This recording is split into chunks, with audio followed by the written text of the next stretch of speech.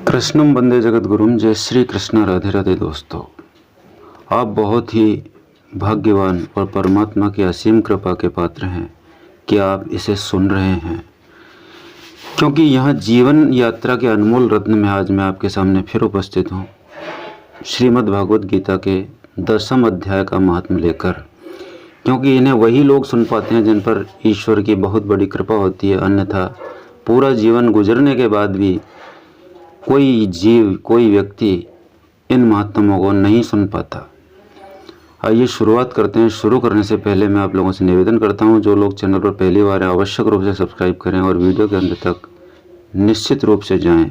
और वही व्यक्ति वीडियो के अंत तक जाएगा जिस पर भगवान का आशीर्वाद होगा, क्योंकि इसे कोई आसानी से सुन भी नहीं सकता, क्योंकि आदमी माया में फंसा हुआ रहता है। तो आइए शुरुआत करते हैं। भगवान शिव कहते हैं, सुंदरी, अब तुम 10वें अध्याय के महात्म्य की परम पावन कथा सुनो, जो स्वर्ग रूपी दुर्ग में जाने के लिए सुंदर सोपान और प्रभाव की चरम सीमा है। काशीपुरी में धीर बुद्धि नाम से विख्यात एक ब्राह्मण था, जो मुझ में प्रिय नंदी के समान भक्ति रखता था। वह पावन कीर्ति के अर्जन में तत्पर रहने वाला, शांत चित्त और हिंसा, कठोरता एवं दुस्साहस से दूर रहने वाला था। जितेंद्रिय होने के कारण वह निवृत्ति मार्ग में ही स्थित रहता था। उसने वेद रूपी समुद्र का पार पा लिया था। वह संपूर्ण शास्त्रों के तात्पर्य का ज्ञाता था। उसका चित्त सदा मेरे ध्यान में संलग्न रहता था। वह मन को अंतरात्मा में लगाकर सदा आत्म तत्व का साक्षात्कार किया करता था। अतः जब वह चलने लगता तब मैं प्रेमवश उसके पीछे पीछे दौड़कर उसे हाथ का सहारा देता रहता था। यह देख मेरे पार्षद भृंगी ने पूछा, भगवान, इस प्रकार भला किसने आपका दर्शन किया होगा?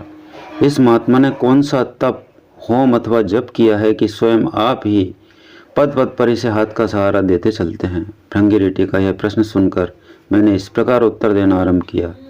एक समय की बात है, कैलाश पर्वत के पार्श्वभाग में पुन्नाग वन के भीतर चंद्रमा की अमृतमयी किरणों से धुली हुई भूमि में एक वेदी का आश्रय लेकर मैं बैठा हुआ था।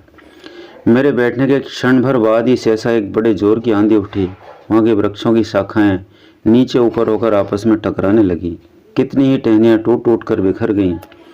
पर्वत की अविचल छाया भी हिलने लगी। इसके बाद वहाँ महान भयंकर शब्द हुआ, जिससे पर्वत की कंदराएं प्रतिध्वनित हो उठी। तदंतर आकाश से कोई विशाल पक्षी उतरा, जिसकी कांति काले मेघ के समान थी। वह कज्जल की राशि, अंधकार के समूह अथवा पंख कटे हुए काले पर्वत सा जान पड़ता था। पैरों से पृथ्वी का सहारा लेकर उस पक्षी ने मुझे प्रणाम किया और एक सुंदर नवीन कमल मेरे चरणों में रखकर स्पष्ट वाणी में स्तुति करनी आरंभ की। पक्षी बोला, देव, आपकी जय हो। आप चिदानंदमयी सुधा के सागर तथा जगत के पालक हैं। सदा सद्भावना से युक्त एवं अनासक्ति की लहरों से उल्लासित हैं। आपके वैभव का कहीं अंत नहीं है। आपकी जय हो। अद्वैत वासना से परिपूर्ण बुद्धि के द्वारा आप त्रिविध मलों से रहित हैं। आप जितेंद्रिय भक्तों के अधीन रहते हैं तथा ध्यान में आपके स्वरूप का साक्षात्कार होता है। आप अविद्यामय उपाधि से रहित, नित्य मुक्त, निराकार, निरामय, असीम, अहंकार शून्य, आवरण रहित और निर्गुण हैं। आपके चरण कमल शरणागत भक्तों की रक्षा करने में प्रवीण हैं। अपने भयंकर ललाट रूपी महासर्प की विष ज्वाला से आपने कामदेव को भस्म किया है। आपकी जय हो। आप प्रत्यक्ष आदि प्रमाणों से दूर होते हुए भी प्रामाण्य स्वरूप हैं। आपको बार बार नमस्कार है। चैतन्य के स्वामी तथा त्रिभुवन रूपधारी आपको प्रणाम है। मैं श्रेष्ठ योगियों द्वारा चुंबित आपके उन चरण कमलों की वंदना करता हूँ, जो अपार भव पाप के समुद्र से पार उतारने में अद्भुत शक्तिशाली हैं। महादेव, साक्षात बृहस्पति भी आपकी स्तुति करने की धृष्टता नहीं कर सकते। सहस्त्र मुखों वाले नागराज शेष में भी इतनी चातुरी नहीं कि वे आपके गुणों का वर्णन कर सकें।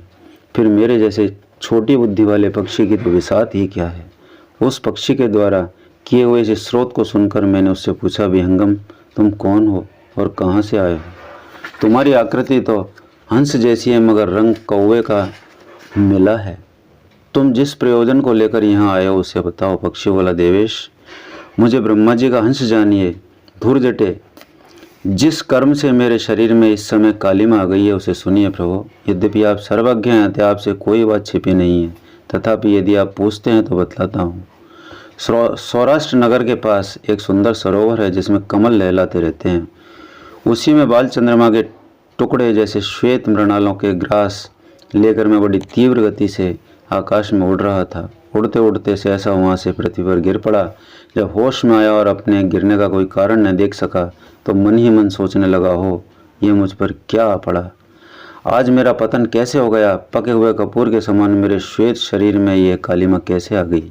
इस प्रकार विस्मित होकर मैं अभी विचार ही कर रहा था कि उस पोखर के कमलों में से मुझे ऐसी वाणी सुनाई दी, हंस उठो, मैं तुम्हारे गिरने और काले होने का कारण बताती हूँ। तब मैं उठकर सरोवर के बीच में गया और वहाँ 5 कमलों से युक्त एक सुंदर कमलिनी को देखा। उसको प्रणाम करके मैंने प्रदक्षिणा की और अपने पतन का सारा कारण पूछा। कमलिनी बोली, कल हंस, तुम आकाश मार्ग से मुझे लांग कर गए हो, उसी पातक के परिणामवश तुम्हें पृथ्वी पर गिरना पड़ा है तथा उसी के कारण तुम्हारे शरीर में कालिमा दिखाई देती है। तुम्हें गिरा देख मेरे हृदय में दया भर आई और जब मैं इस मध्यम कमल के द्वारा बोलने लगी हूँ उस समय मेरे मुख से निकली हुई सुगंध को सूंघकर 60,000 भंवरे स्वर्गलोक को प्राप्त हो गए हैं। पक्षीराज, जिस कारण मुझ में इतना वैभव ऐसा प्रभाव आया है उसे बताती हूँ, सुनो।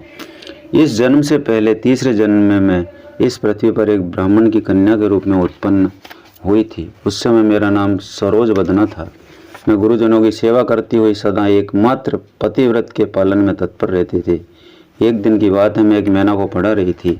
इससे पति सेवा में कुछ विलम्ब हो गया।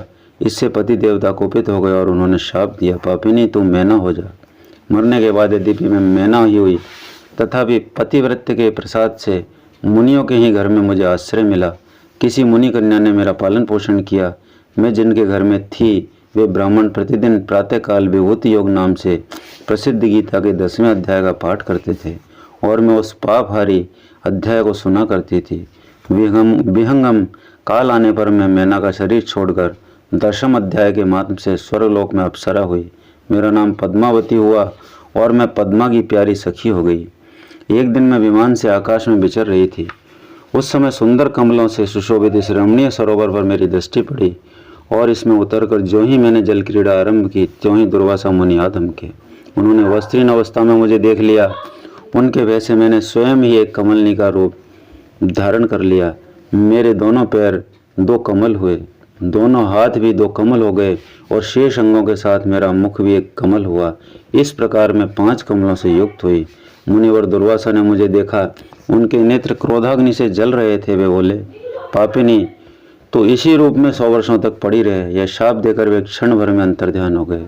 कमलिनी होने पर भी विभूति योग अध्याय के माध्यम से मेरी वाणी लुप्त नहीं हुई है।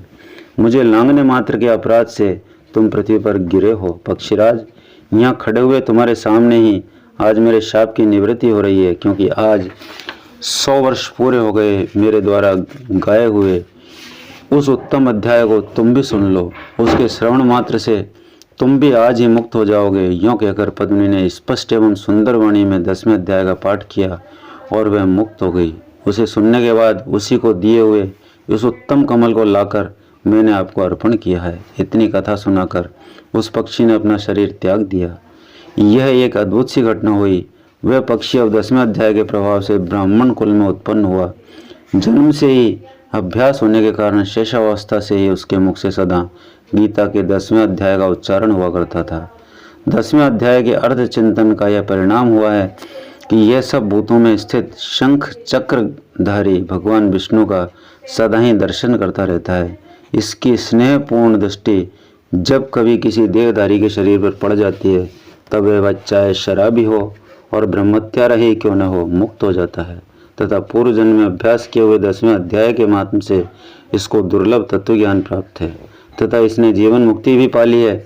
अतः जब यह रास्ता चलने लगता है तो मैं इसे हाथ का सहारा दिए रहता हूँ। भृंगिरिटे, यह सब 10वें अध्याय की ही महिमा है।